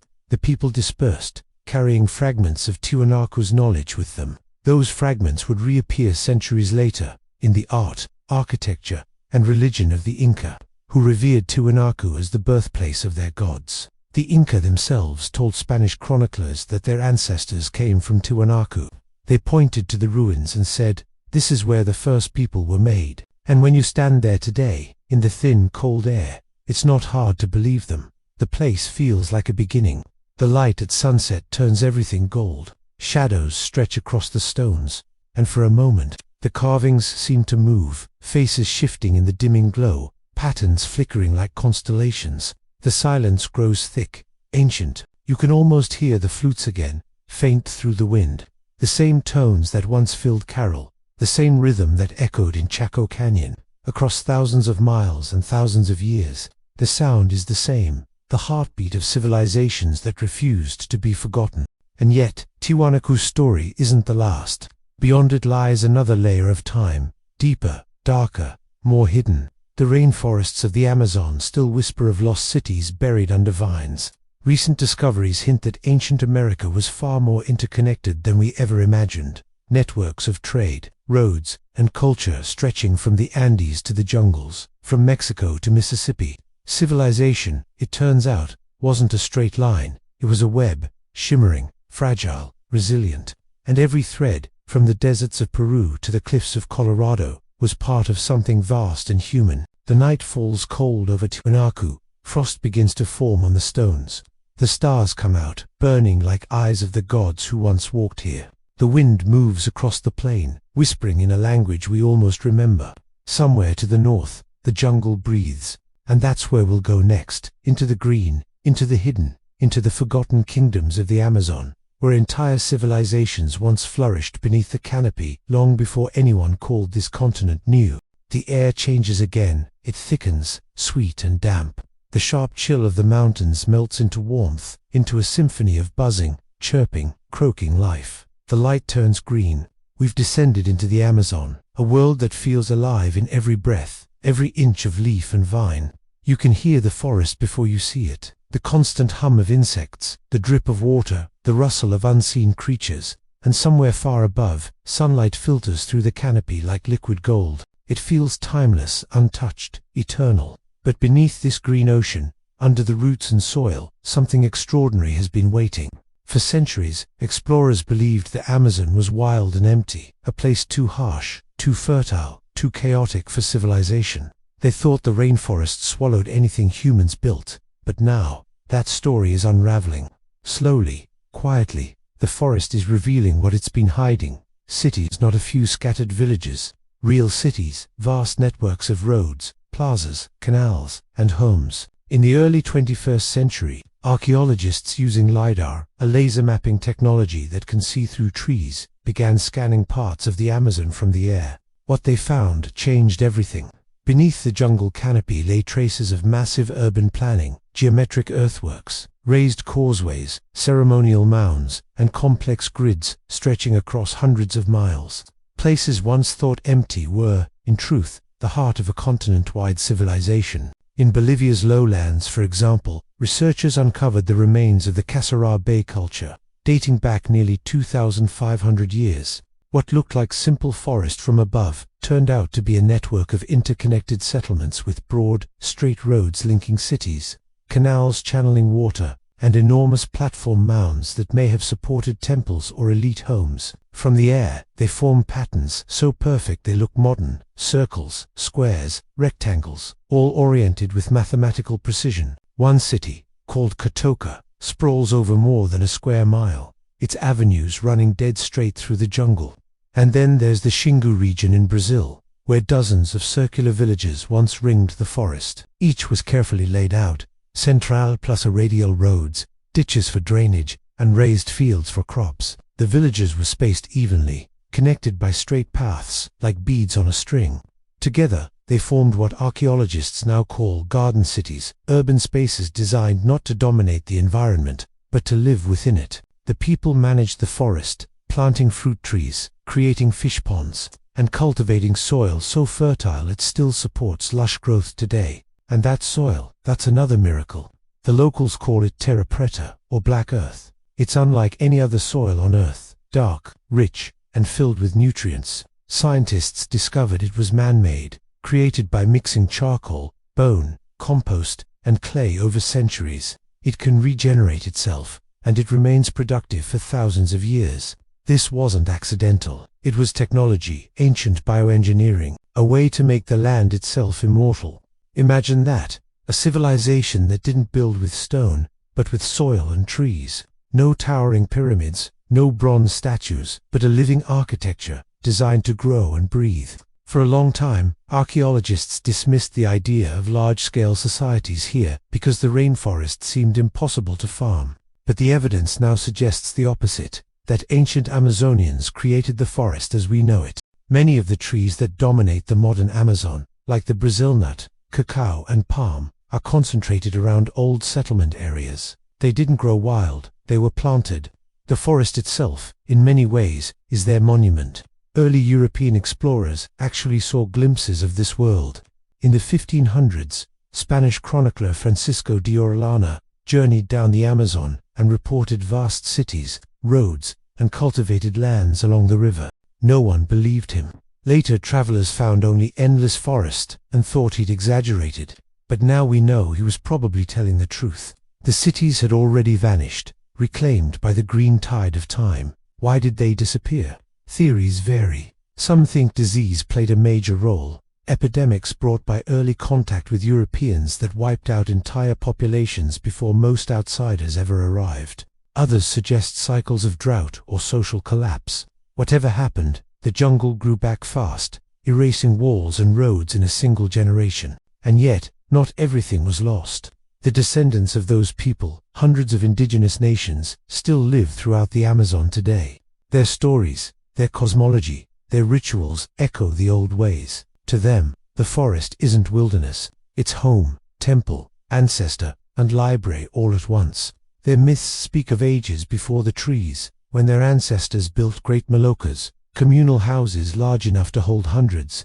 They tell of sky beings who taught them how to shape the land, how to balance life and death, how to speak to the spirits of the river and the rain. These aren't just legends, they're memory, a living record of a civilization that never truly died. And maybe that's the deeper truth of the Amazon. Its civilizations were not lost under the forest, they became the forest. Modern science is only just beginning to catch up. LiDAR scans continue to reveal more hidden geometry, roads that connect to rivers, canals that trace astronomical alignments. It's as if the whole basin was once mapped with invisible order, and it wasn't isolated. The Amazonian world linked with the Andes, with the coast, and perhaps even with regions farther north. Trade in feathers, shells, stones, and crops moved along these waterways like blood through veins. When you stand beneath the canopy and listen, really listen, you can almost feel that pulse. The forest hums with memory. Imagine walking through one of those lost cities at its height. It's dawn. Mist drifts between the trees. The air is full of birdsong and the smell of wood smoke. Longhouses made of palm and thatch rise above the riverbanks. Children carry baskets of fruit and manioc roots. Elders gather near a plaza marked by wooden poles, painted with red clay and charcoal designs that mirror the stars. Music begins, drums, flutes, voices weaving together. It's not the sound of conquest or empire, it's the rhythm of belonging, of life measured not in bricks and wars, but in cycles, planting, rain, harvest, story. And that's something unique about ancient America. Again and again, we find that its oldest civilizations weren't built around domination. They were built around relationship with land, water, sky, and each other. Even the forest itself seems to approve. It's said that if you spend long enough in the deep Amazon, the forest starts to speak, not with words, but with the patterns of its sounds. Rain tapping like a heartbeat, frogs calling like breath, wind whispering through vines. Perhaps that's the same voice those ancient builders heard when they shaped their world. And so, the Amazon wasn't just a backdrop for history. It was history, a living system of human and natural design. Today, archaeologists are calling this new understanding the Amazonian urbanism hypothesis. It challenges everything we thought we knew about pre-Columbian life. And it suggests something even more radical, that sustainability isn't new. It's ancient. We just forgot. The people who built these forest cities didn't leave behind great stone ruins, but they left something better, a blueprint for coexistence. Their black earth still feeds new generations. Their planted forests still bear fruit. Their descendants still walk the same rivers, still tell the same stories by firelight. In a way, they achieved what every empire dreams of, permanence through harmony, not power. And as the jungle hums and breathes around us, the deeper truth emerges. Civilization in the Americas was never young. It was ancient, intricate, and wise, just hidden beneath green silence for a while. The night falls heavy and warm. Fireflies flicker between roots like drifting souls. In the distance, thunder murmurs not a warning, but a lullaby. We leave the forest quietly, its secrets intact. The path ahead winds north now, toward the wide rivers and flat plains of what is today the United States. But even there, under cornfields and suburbs, echoes of the ancient world remain enormous mounds of earth, older than any colonial town, shaped by hands that built with purpose and grace. And that S where we go next, to the forgotten cities of ancient North America, where earth itself became architecture, and time flows in spirals instead of lines. The air cools again as we leave the lush pulse of the Amazon behind. The thick green folds of jungle open into long, rolling plains, the kind that stretch for hundreds of miles beneath a wide, endless sky. Here, the wind never stops moving. It hums through the tall grass like a whisper that has been speaking since the dawn of time. We're in what will one day be called the Mississippi Valley, a landscape of rivers and low hills, where morning mist hugs the ground and sunsets paint everything in gold. It feels empty now, peaceful and open, but long ago, it wasn't empty at all. This was the heart of another great civilization, one that built with earth, not stone. If you could have stood here 1,000 years ago, you would have seen a city, vast, bustling, alive. Its central plaza bigger than 10 football fields. Its skyline marked by great mounds shaped like pyramids, platforms, and birds with outstretched wings. Wooden palisades surrounded it, and wide avenues stretched in every direction. This was Cahokia, the city of the sun. Around the year 1050 CE, Cahokia rose from the floodplains of the Mississippi, not far from what's now St. Louis. At its height, it was home to more than 20,000 people, maybe even more than London at the same time. It's strange, isn't it? A massive, complex urban center in the middle of North America, centuries before any European arrived, and yet most people have never heard of it. Cahokia wasn't alone. It was part of a larger network of mound-building cultures that stretched from the Great Lakes to the Gulf of Mexico, connected by trade, belief, and shared sky. Their ancestors had been shaping the land for thousands of years. One of the oldest mound sites, Watson Break, in Louisiana, dates back nearly 5,000 years, older than Stonehenge, older than the Egyptian pyramids. Imagine that, while pharaohs were still dreaming of the afterlife, people here were already organizing labor, hauling tons of earth basket by basket, shaping it into sacred geometry that mirrored the stars. These weren't random piles. Every mound was deliberate, aligned to solstices, lunar cycles, or the four directions. Some were flat-topped, meant for temples or homes of leaders. Others were conical, raised as burial sites for ancestors. Together, they formed maps of belief, cosmological blueprints laid out in soil and sky. And then came Cahokia, the culmination of everything the mound builders learned. Its centerpiece was Monk's Mound, a massive platform rising 10 stories tall and covering more than 14 acres. It's the largest earthen structure ever built in the Americas, and it was built entirely by hand.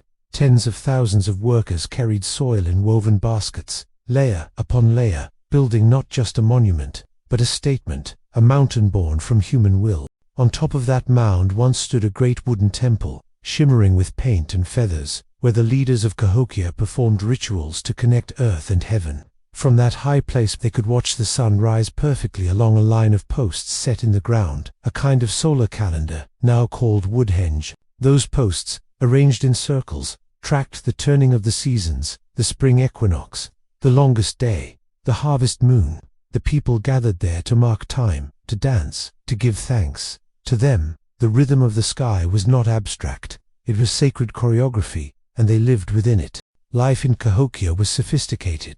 Archaeologists have found evidence of specialized crafts, trade routes that reached as far as the Great Lakes, the Gulf Coast, and even the Rocky Mountains. Shells, copper, obsidian, and mica all flowed through its markets. The people farmed corn, beans, and squash, the Three Sisters, and raised fish in managed ponds.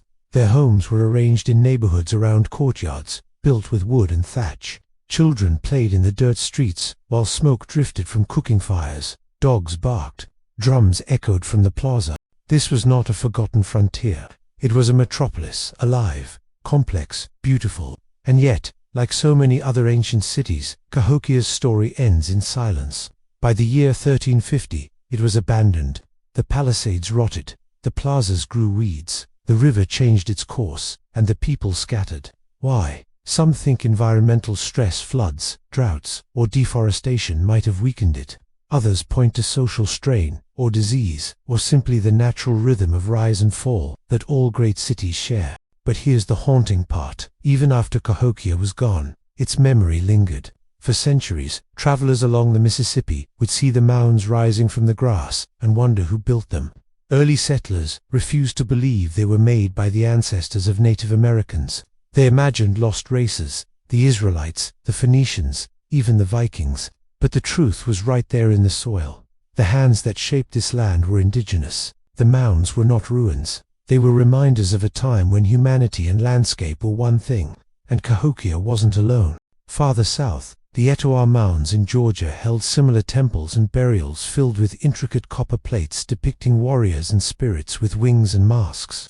In Ohio, the Hopewell culture left behind vast geometric earthworks, so precise they can still be mapped perfectly with modern technology, squares, circles, and octagons that align with the moon's 18.6-year cycle. Even the Serpent Mound, a long coiling effigy of a snake unrolling across the Ohio hills, points its head toward the summer solstice sunset. These were not random decorations. They were messages, sky language written in dirt, meant to last. And in a strange way, they did. For thousands of years, the mounds watched over the changing world, over forests growing and burning, rivers flooding and receding, newcomers arriving. They became part of the landscape's heartbeat, invisible to those who didn't know how to listen. If you visit Monk's Mound today, you can still climb it. The air feels heavy, charged. From the top, the land spreads out flat and endless, just as it did a millennium ago. You can almost see the old city shimmering beneath the grass, plazas glowing faintly in the dawn, people moving like shadows across the plain. And when the sun rises, for a moment, it aligns perfectly with the horizon, just as it did when the priests of Cahokia stood there, hands raised in ceremony. It's humbling, because it reminds us that civilization didn't just begin in Egypt or Mesopotamia. It was everywhere. It was human, as ancient as the urge to gather, to mark time, to dream. The people of Cahokia weren't forgotten. Their descendants live on among the tribes of the Mississippi, the Osage, the Choctaw, the Natchez, and others.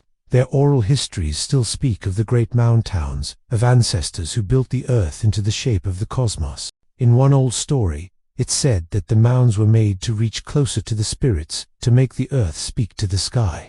And maybe that's what every civilization has always tried to do, in its own way. As night falls over the valley, the wind shifts. The river gleams like silver in the moonlight. You can almost hear the heartbeat of drums from 1,000 years ago, echoing faintly through the soil. Civilizations fade, but the land remembers. And as we drift north and west, beyond the mounds and the river, the story changes again. Ahead lie the great plains, the deserts, the cliffs, and with them, other worlds, other architects. Cities of stone this time, carved high into the sky, by people who built, not with earth, but with canyon walls and sunlight. Places like Mesa Verde, Chaco Canyon, and Pueblo Bonito, where ancient architects mapped the heavens into sandstone. And that is where we go next, into the sun-baked silence of the ancestral pueblos, where every wall holds a shadow of the stars. The plains narrow, folding upward into red mesas and sharp ridges. The sky grows taller here, vast, pale blue by day, and at night, so full of stars it feels alive. The air is dry, almost electric, and it carries a kind of silence you can't find anywhere else. We're standing on the land of the Four Corners, where Colorado, New Mexico, Arizona, and Utah meet. It looks barren at first, a desert of sand and stone, but beneath that surface lies one of the most remarkable stories on this continent. Because 1,000 years ago, this empty canyon wasn't empty at all. It was the heart of an ancient world, a place of ceremony, astronomy, and architectural genius. This was Chaco Canyon. If you visit it today, you'll find crumbling walls, round chambers called kivas, and massive buildings known as great houses. The most famous of them, Pueblo Bonito, still stands half buried in dust and time, minus 600 rooms, rising 5 stories high, all built from sandstone blocks, so precisely laid they look like brickwork. Pueblo Bonito wasn't a village, it was a cosmic machine. Its walls aligned perfectly with the cardinal directions, north, south, east, west. Its windows catch the solstice sun at just the right angles. Its plazas echo with sound in ways that seem designed for ritual music. The people who built this place didn't just live with the land, they listened to it, measured it, sang with it. Archaeologists believe Chaco was the ceremonial center of an entire network, hundreds of outlying communities, connected by straight roads that cut across the desert like spokes of a wheel. Some of these roads ran for miles in perfectly straight lines, even over hills and canyons, as if following something greater, a spiritual map, maybe, or a path written in the stars. And above it all, they watched the sky. Petroglyphs carved symbols in the canyon walls record eclipses, comets, and supernovas. One carving shows a hand, a crescent moon, and a starburst, likely a record of the supernova of 1054. The same cosmic event seen in China and recorded around the world. The people here were sky watchers, priests, astronomers, architects, all in one. They knew when to plant and harvest by tracking the sun's shadow against rock. They built shrines that marked the moon's long, slow rhythm, its 18-and-a-half-year cycle. And every winter, when the year turned, light would shine through certain windows at Chaco, illuminating sacred symbols in perfect alignment, a moment that connected earth and sky, people and cosmos. Imagine standing there 1,000 years ago. The sun has just risen. Its first beam threads through a narrow window and lands on a spiral carved in stone, golden light flooding a chamber that smells of earth and juniper smoke.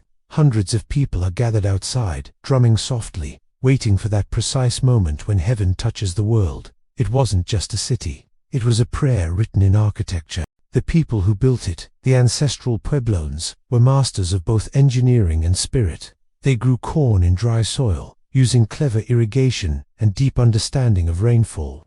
They traded turquoise, feathers, shells, and macaw bones from Mexico. They built with intention, patience, and a sense of harmony that feels almost mathematical. And like every civilization we've visited, theirs to followed the rhythm of rise and fall. By the late 1100s, Chaco's brilliance began to dim. Droughts deepened, rivers dried, the desert tightened its grip.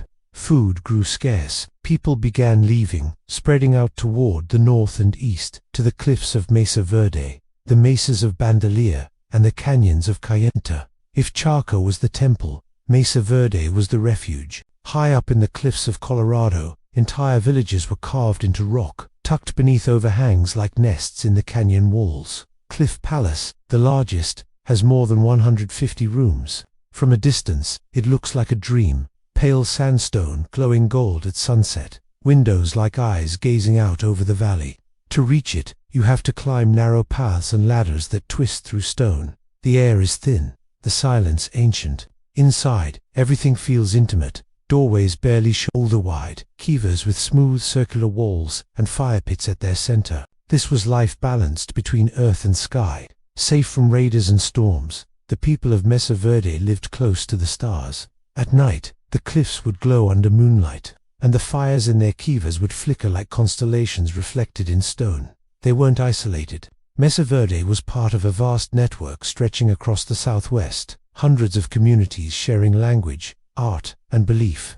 Even after Chaco's decline, the idea of cosmic order, of harmony with the land, never disappeared. Their pottery was painted with spirals, steps, and lightning bolts, symbols of movement, rain, and life. Their stories spoke of emergence, of people rising from the underworld through a sacred place called Saipapu into this world of light. Even today, descendants of the Hopi, Zuni, and other Pueblo peoples still tell those stories. They still dance them, sing them, live them. When archaeologists uncovered Chaco and Mesa Verde, they found not ruins of a fallen empire, but traces of a living lineage. The stones, the kivas, the petroglyphs, they were never abandoned. They were simply passed down in another form, carried in memory. And when you stand among those ruins at dusk, the wind curling through the canyons, you can feel it, that strange calm hum of something larger than time. We often think of history as a straight line, rise, peak, decline. But the ancients of the Southwest didn't see it that way. To them, time moved in circles, cycles of growth and renewal. Droughts came, people moved, rain returned, and the land breathed again. Maybe that's why so much of their art is spiral-shaped, not just as decoration, but as philosophy. And if you look close enough, you can still see those spirals carved into the canyon walls, glowing faintly when the sun passes just right. 1,000 years later, the stones still keep the time. When the Spanish explorers arrived centuries later, they found these places already silent.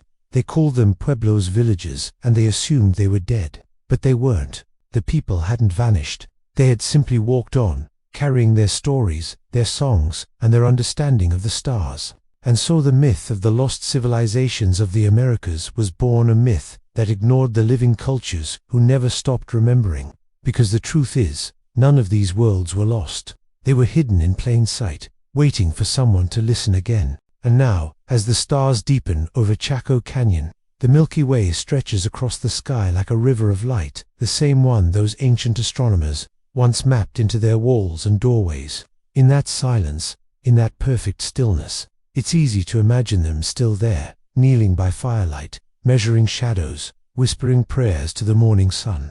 The wind picks up, swirling through the canyon. It sounds like flutes, like breath over stone.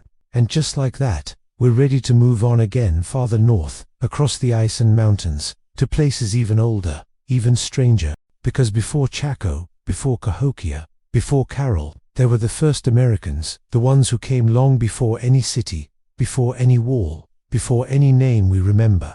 We're going back to the beginning now, to the ancient hunters, the megafauna, and the forgotten migrations that started it all. Before the cities, before the flutes and pyramids and mounds, there was only silence and snow. It's hard to imagine now, but for most of human history, the Americas were locked in ice.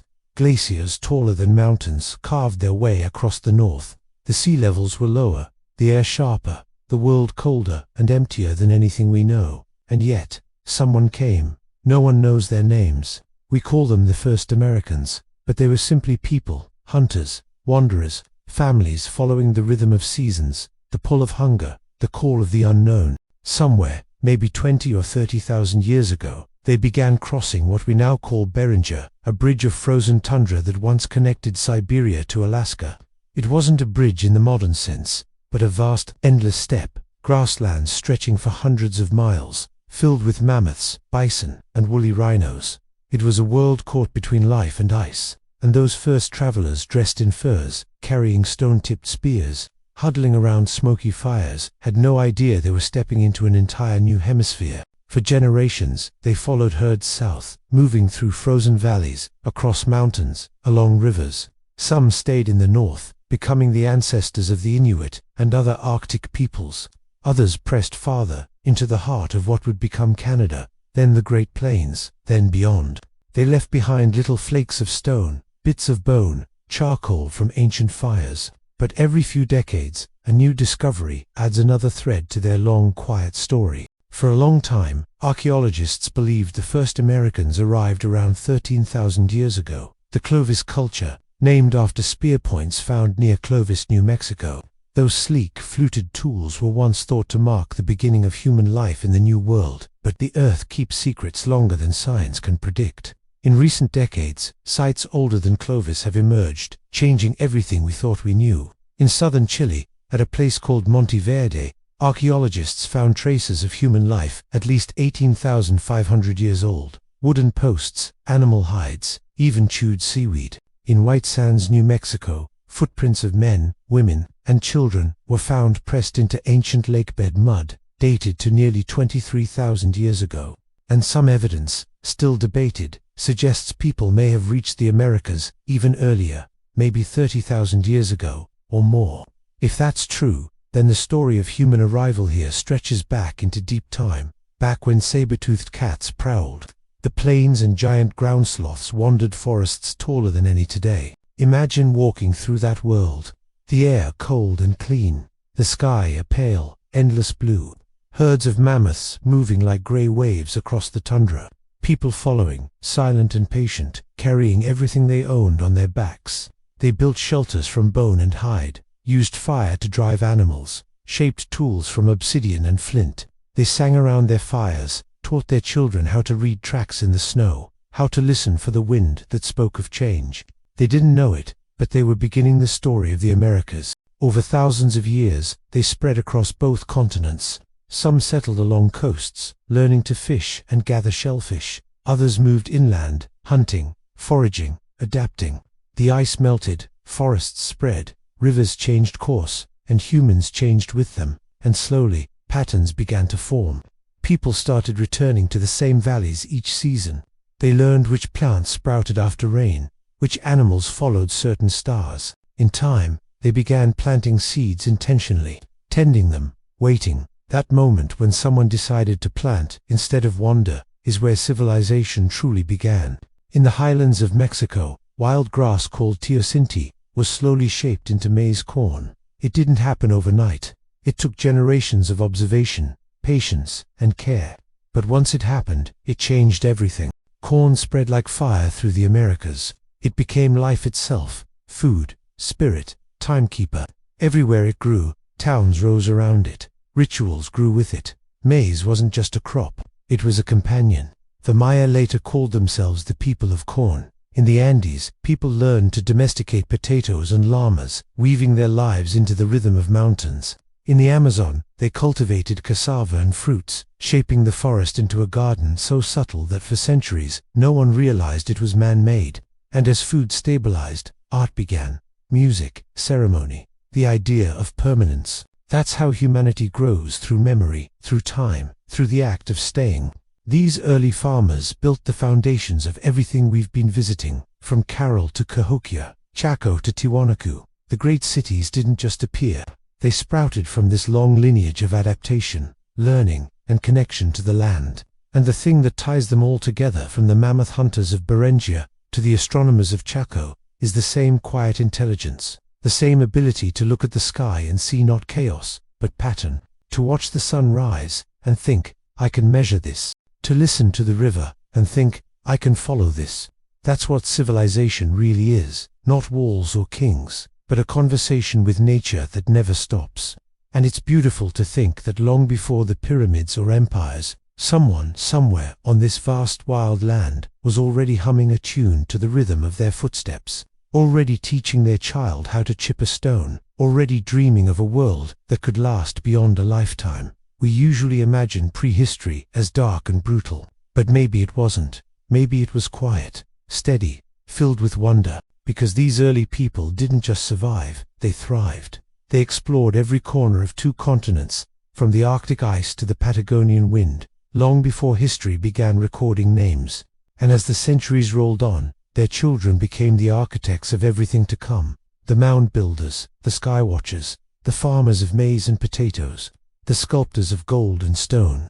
So when we speak of ancient America, we're really talking about a story that stretches across 20 or 30,000 years, a story written not just in ruins, but in DNA, in soil, in stars, and even now, it's still being told. New discoveries keep rewriting what we thought we knew. Footprints in mud, bones in caves, tools buried in floodplains, all whispering the same thing, that the past is deeper and older than we ever imagined, and that human genius didn't start in one place, it started everywhere. The firelight flickers low now. Snow begins to fall over the tundra. You can almost see them, a small group huddled against the wind, faces lit by flame, eyes watching the horizon of a world no one else has yet seen. They're not thinking about history, they're just thinking about morning, about the next hunt, the next trail, the next safe place to sleep. And somehow, in that small act, in that persistence, everything begins. The fire burns lower now. The night has stretched so long it almost feels eternal. Stars drift above, slow and bright, and somewhere far away, an owl calls a single sound echoing across ages. We've walked through millennia tonight, across deserts and jungles, through silence and song, from the first footprints in snow to the great stone cities that touched the sky. And as the embers fade, you start to realize something. All of it, the pyramids of Caral, the sun calendars of Chaco, the mounds of Cahokia, the flutes of the Andes, all of it is one long heartbeat, one rhythm, played across thousands of years by countless hands. Civilization, after all, isn't a place, it's a pulse. You can feel it in every stone, every carved spiral, every thread of cotton and strand of maize. It's the same pulse that beats beneath your feet right now, the same song still humming through the rivers and winds of the Americas. It's strange, isn't it, how history often tells this land's story backward, how the Americas are usually seen as new, as if their past began only a few centuries ago. But the truth is the opposite. This continent is ancient in ways we're only beginning to understand. When the first Spanish explorers arrived, they found cities like Tenochtitlan, shining, organized, alive, and they thought it was a miracle. But they didn't see that those cities were just the latest notes in a song that had been playing for tens of thousands of years. They didn't know about Caral, whose pyramids rose while the Nile was still finding its banks. They didn't know about the astronomers of Chaco, who built with starlight and stone. They didn't know about the mound builders, who turned earth into geometry and time. They didn't know about the farmers of the Amazon, who designed living forests that still feed millions. And they didn't know about the first hunters, who followed mammoths across ice and wind, carrying sparks that would one day become civilizations. None of this was primitive. It was profound, because the people of ancient America were not simply surviving, they were creating worlds. Worlds that moved with the sun, breathed with the rivers, and saw no separation between science and spirit. Their architecture was astronomy. Their music was mathematics. Their myths were history, sung instead of written. And when you step back, when you see it all together, you realize that the Americas weren't behind the old world. They were simply writing their own version of humanity's story, one that began in silence and patience, one that chose balance over conquest, memory over monument. In some ways, their ruins are quieter than Egypt's or Rome's, but maybe that's the point. Maybe that silence is their monument, a reminder that civilization doesn't always shout. Sometimes, it whispers. And if you listen closely enough, the whispers are still there. They live in the pottery shards buried in the desert, in the spiral carvings that still catch the solstice sun, in the melodies of bone flutes that can still be played after 5,000 years, and most of all, they live in the people who are still here. The descendants of those ancient builders, farmers, and dreamers still walk these lands. The Hopi, the Zuni, the Quechua, the Nahua, the Maya, the Mapuche, hundreds of nations, each carrying fragments of the old knowledge. Their languages still hold echoes of Carol's wind. Their ceremonies still follow the Chaco sun. Their songs still rise with the same rhythms that once shook the plazas of Tiwanaku. To them, the past isn't gone. It's alive, a river that never stops flowing. And maybe that's the lesson ancient America has been trying to tell us all along. That time isn't a straight line. That civilizations don't vanish, they transform. They become soil and story. rhythm and root, that every mountain and valley, every plain and river, still remembers the footsteps of those who came before. Somewhere out there, under a clear desert sky, the stars still shine on Chaco's ruins, the moon still rises over Monk's Mound, the jungle still hums over Caral's buried plazas, and if you close your eyes and breathe, really breathe, you can almost hear it, the faint, steady music of the ancient Americas, the sound of hands shaping earth, of flutes echoing across canyons, of people watching the horizon and thinking, we belong here. And maybe that's what it means to be human, to build, to remember, to dream in the language of the land. So as the night begins to fade, and the first light of morning glows at the edge of the horizon, think of them, not as vanished ghosts, but as ancestors of imagination. Their cities may sleep beneath dust and jungle, but their ideas never stopped moving. Every farmer planting seeds, every astronomer watching the stars, every storyteller whispering in the dark, they all carry the same flame that once burned in those ancient plazas, the flame that says, we are part of something bigger. And as the sun rises, touching the desert, the jungle, the plains, that flame rises too. It's still here, it always was. And maybe, just maybe, if you listen closely tonight, you'll hear the past breathing beside you, slow, deep, and endless, reminding you that the story of the Americas is not over. It's still being written, one heartbeat at a time. Fade out, wind through grass, dawn birds calling, the faint echo of a bone flute carrying across 5,000 years,